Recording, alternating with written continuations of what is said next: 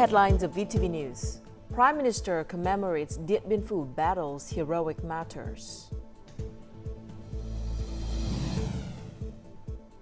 Solutions needed to stabilize prices and preserve reputation of Vietnamese coffee. And later on in our world news, IMF upgrades 2024 global growth forecast to 3.2 percentage point.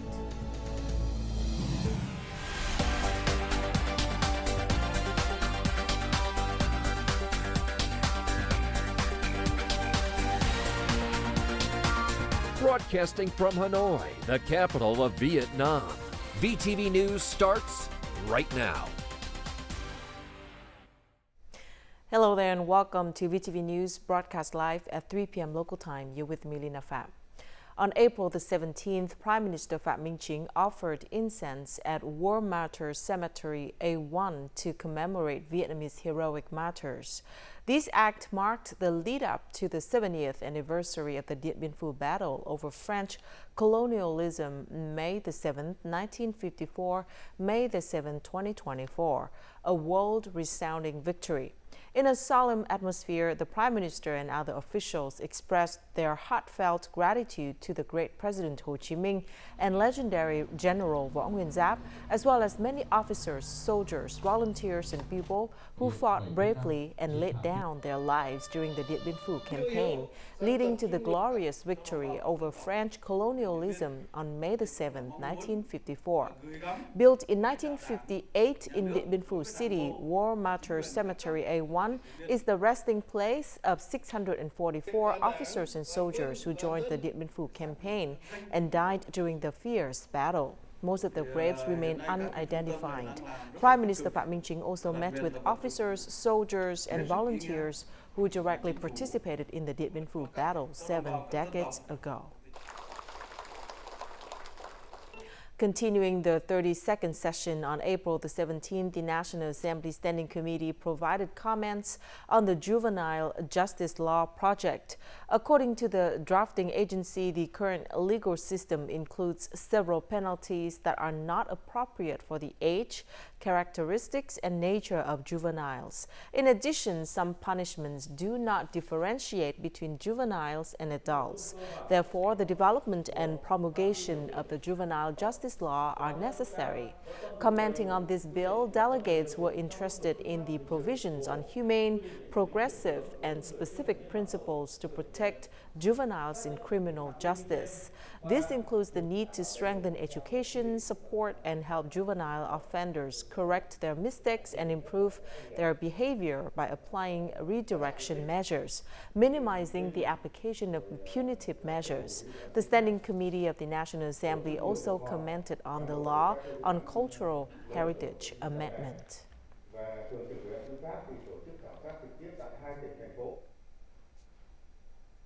From now until the end of the year, it is expected that many FDI projects in Nghệ An province will commence operation, requiring about 16,000 workers. Currently, businesses are collaborating with localities and units to focus on recruitment. In particular, businesses in the garment, leather shoe production, and electronic component sectors need to recruit the most workers. In addition to attractive salaries, many FDI enterprises offer other incentives, such as dormitories for remote workers and shuttle buses for those needing to commute. These incentives serve as a means to attract and retain workers.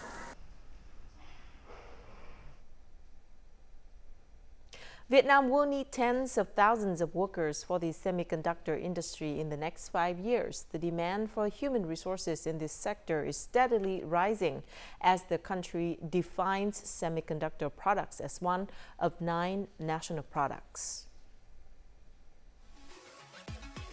Foreign investors praise Vietnam's designation of semiconductor products as one of 9 national products. Many foreign corporations are willing to collaborate with Vietnam to advance this industry, thereby supporting Vietnam's integration into the global semiconductor supply chain. Human resources is the most crucial part that contributes to the success of the semiconductor industry. Vietnam's goal to train 50,000 semiconductor engineers in the next 5 years, and its investment will help Vietnam soon integrate into the global semiconductor supply chain. In the next 5 years, Vietnam needs about 50,000 engineers for the semiconductor industry. The cost to train this workforce is estimated at about $1 billion. However, the value they create will be much higher. Along with 50,000 semiconductor engineers, over 204,000 indirect jobs will be created.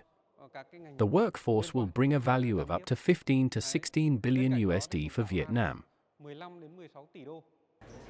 35 higher education institutions in Vietnam are capable of engaging in semiconductor training. However, the number of experienced training facilities remains modest. Hence, it is imperative for localities to establish specialized centers for semiconductor training. This will help elevate Vietnam's standing in the global supply chain and attract major technology corporations to consider relocating their research, development, and production activities to Vietnam. Domestic coffee prices have been on a steady rise since October last year, marking a series of price increases. In just half a year, prices have surged threefold. Coffee prices are updated daily and are currently at their highest in decades. In March 2023, it was at $1.85 per kilogram, but by October 2023, the price had risen to $2.29 per kilogram. By April 2024, the price of green coffee beans had soared to over $4.43 per kilogram. Farmers are usually the ones who benefit most from high coffee prices. However, since the cost of coffee spiked from $1.97 to $3.55 per kilogram within a few months, the coffee reserve could decrease significantly. For about 10 years, from 2013 to 2023, low coffee prices prompted some farmers to replace their crops. This led to a decrease in coffee plantation areas in the Central Highlands provinces. Nonetheless, a lack of thorough analysis has resulted in inaccurate assessment of total output.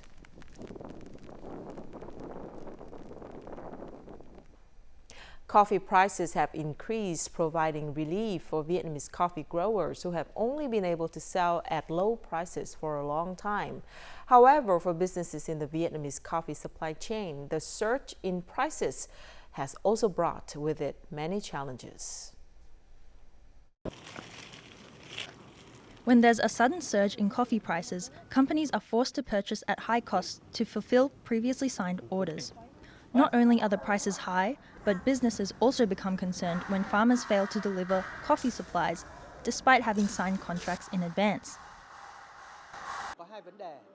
I believe all major coffee exporters will suffer losses due to the situation in which suppliers cannot fulfill their material deliveries.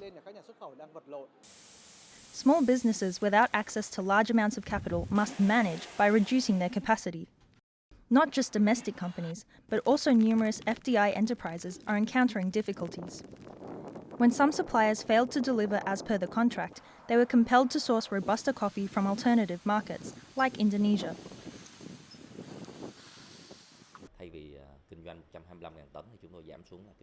We had to adjust our business plan. Instead of 125,000 tons of output, we reduced it to 105,000 tons to better control risks. Such a price increase requires a large source of capital. Higher prices mean higher costs, requiring a lot of capital, so readjusting the business plan is necessary to reduce costs. In a recent meeting hosted by the Vietnam Coffee Cocoa Association, several businesses expressed concern that, under the current circumstances, global importers might consider purchasing coffee from other countries. A representative of the Vietnam Coffee and Cocoa Association shared that he had received letters from partners concerned about the business credibility of Vietnamese suppliers due to non-compliance with signed contracts. This unprecedented event in the Vietnamese coffee industry greatly damages the reputation of Vietnamese coffee and leads to the risk of supply chain destruction.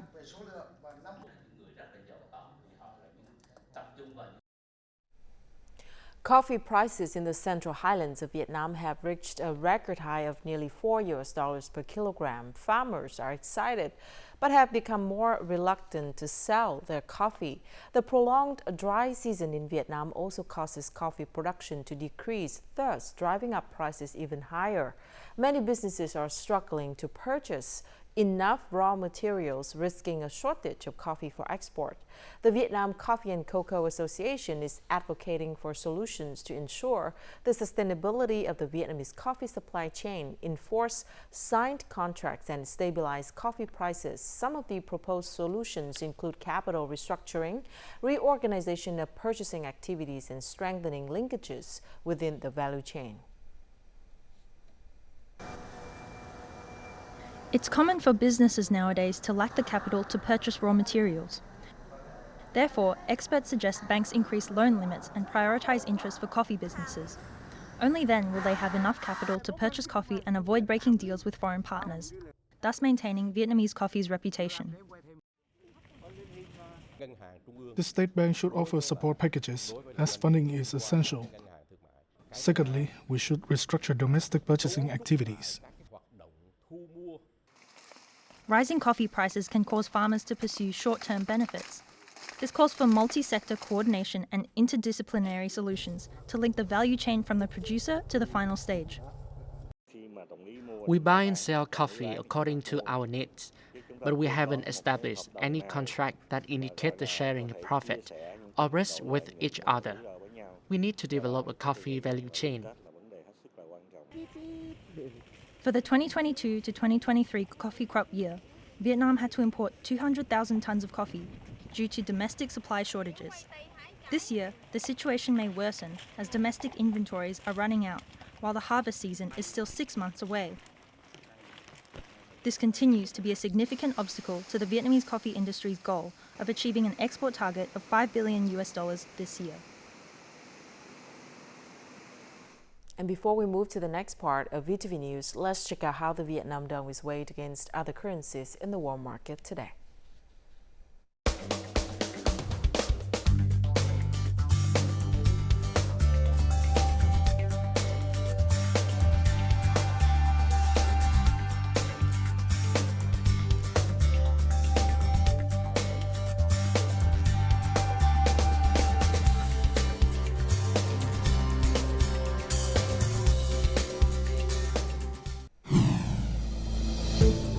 Coming up next, water shortages threaten agricultural production.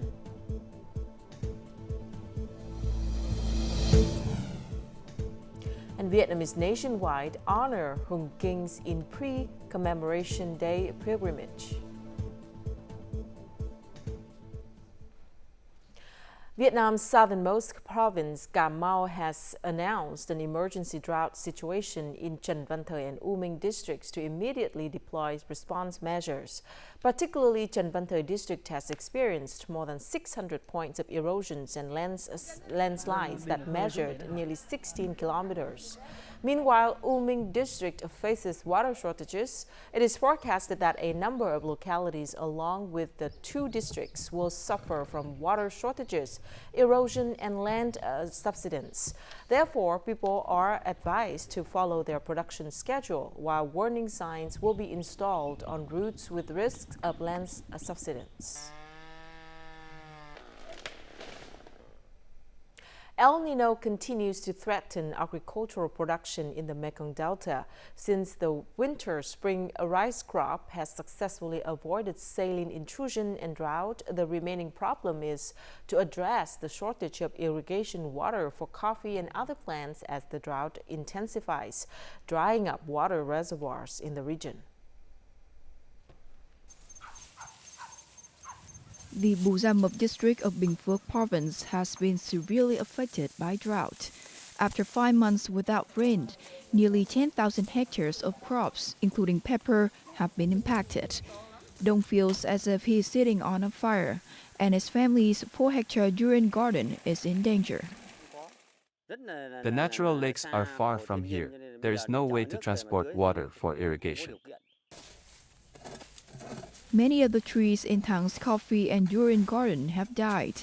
He considered drilling a well to find water, but has not found any water sources in the area.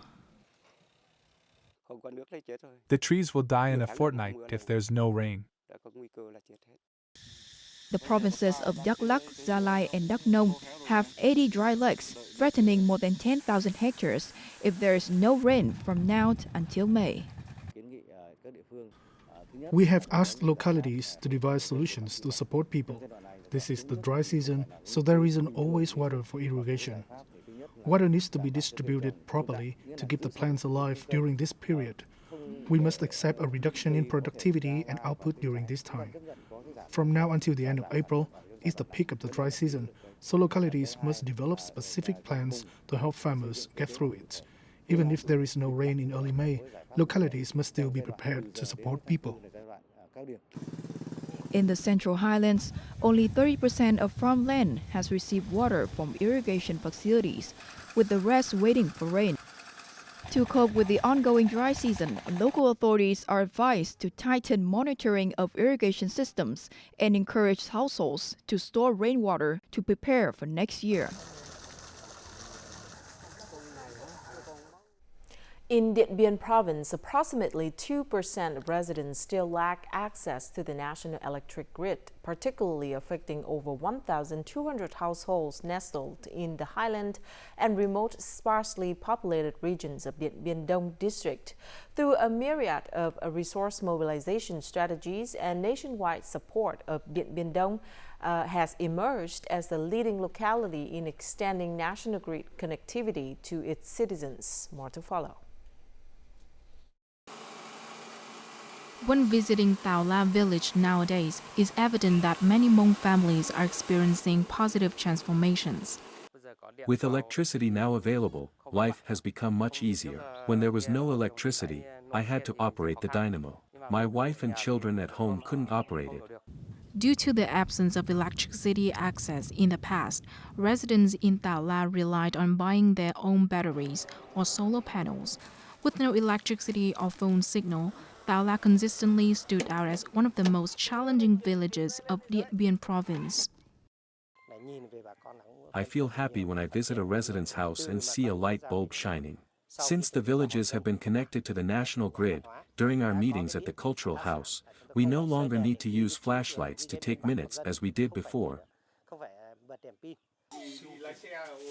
Recognizing the magnitude of facilitating access to electricity grid, the district has undertaken substantial resource mobilization efforts for investment. Since last year, Ho Chi Minh City allocated a support package worth $1.9 million to eliminate no electricity areas.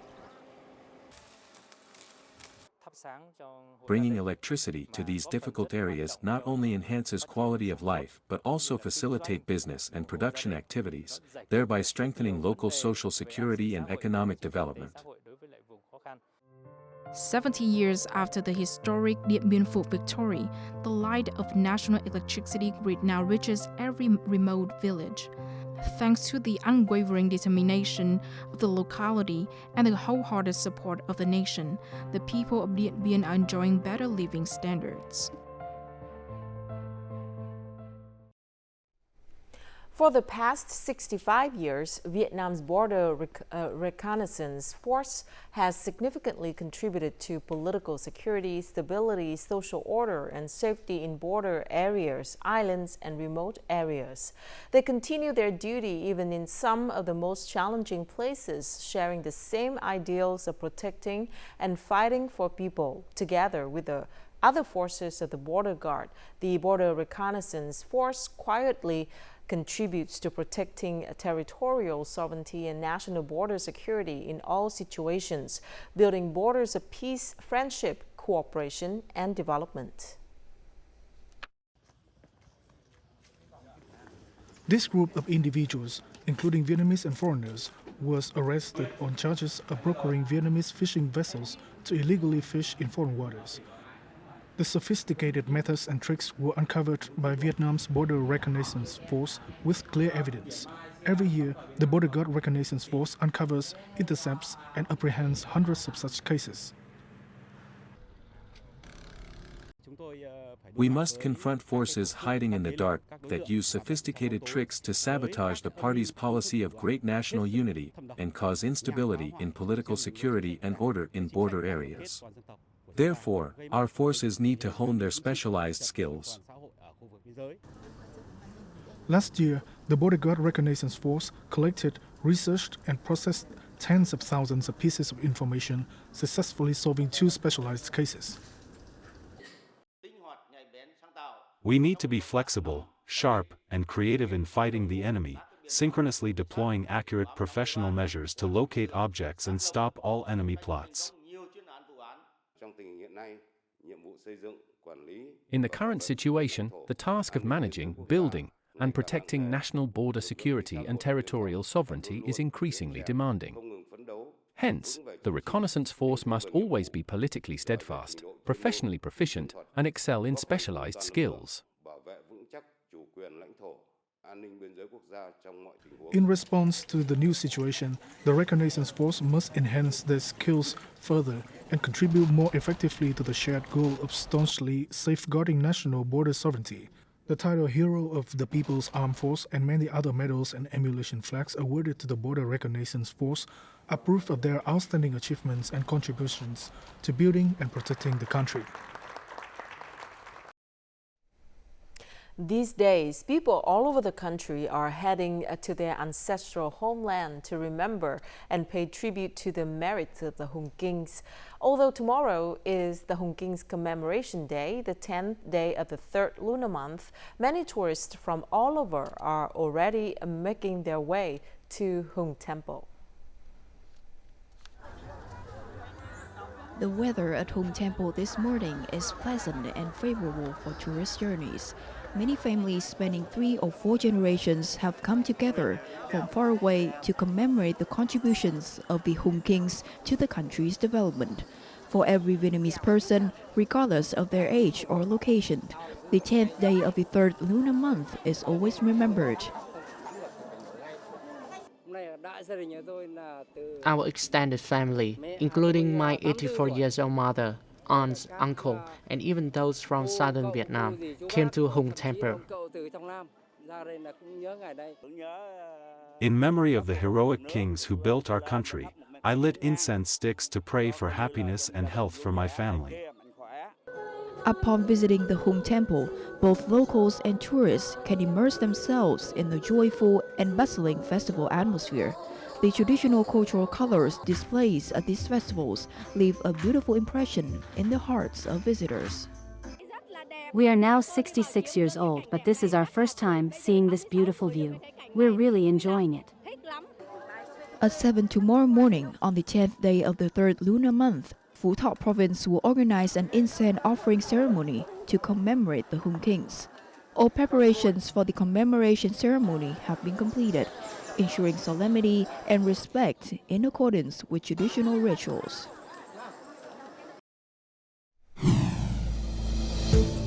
Coming up next in our world news, IMF upgrades 2024 global growth forecast to 3.2 percentage point. And Iran closes nuclear sites amid rising tensions.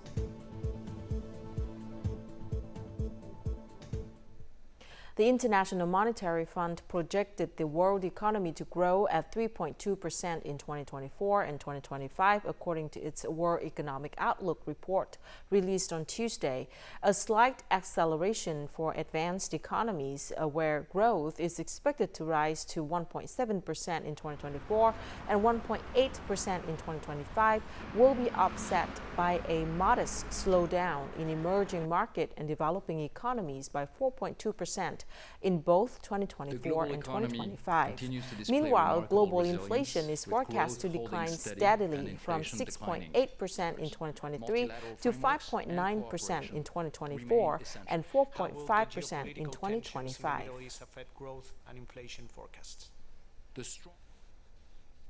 The U.S. Federal Reserve Chair Jerome Powell said on Tuesday that it will take longer than expected to achieve the confidence needed to get inflation down to the central bank's 2% target, signaling that it will also likely take longer to cut rates. The comments mark Fed's first acknowledgement yet that sticky inflation data in the first quarter of this year are not showing the progress that it needs to begin easing monetary policy. Rates are currently at a 23-year high following an aggressive campaign by the Fed to tame inflation and cool the U.S. economy.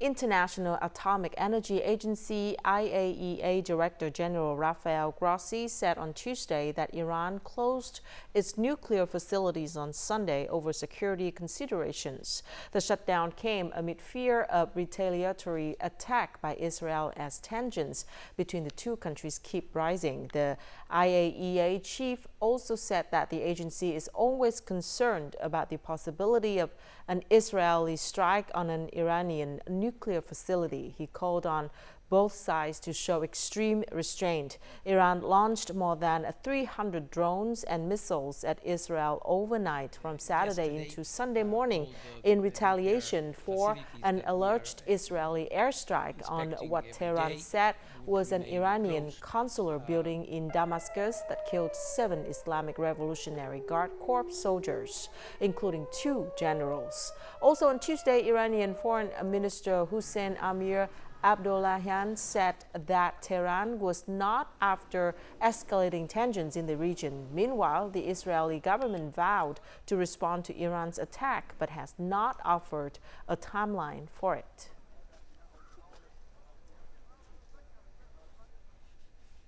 A group of scuba diving experts and enthusiasts are establishing coral nurseries in a popular dive spot south of the Philippine capital, Manila, to aid the propagation and recovery of damaged coral. They collect coral damaged by natural calamities and human interference, salvaging living parts before placing them in these nurseries. Our next story will offer a glimpse into the inspiring efforts of these divers to regrow damaged coral reefs. Boen's diverse coral population has frequently suffered from natural calamities and man-made obstructions. Hoping to boost coral numbers in the face of these environmental threats, Carmela Sevilla, a scuba diving instructor, devised a plan to begin planting coral nurseries for damaged coral across the coast.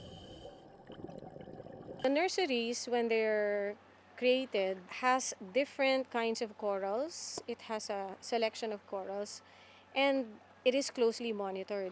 So it will actually help scientists see which corals are more resilient to climate change, and therefore they will be able to create recommendations to propagate those kinds of corals.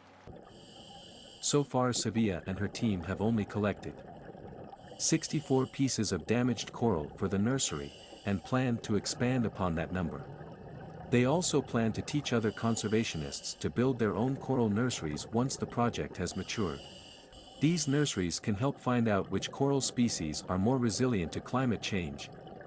If we select those, they are actually more tolerant to climate change, to higher temperature, they can survive higher temperature, then you can actually propagate more. So next time you're actually kind of like building the reef of the future. The Philippines sits at the Coral Triangle and home of over 600 types of corals and 2,000 species of fish. According to the U.S. National Oceanic and Atmospheric Administration, parts of the Philippines may experience some coral bleaching event in the next 3 months. And now let's take a look at the weather forecast.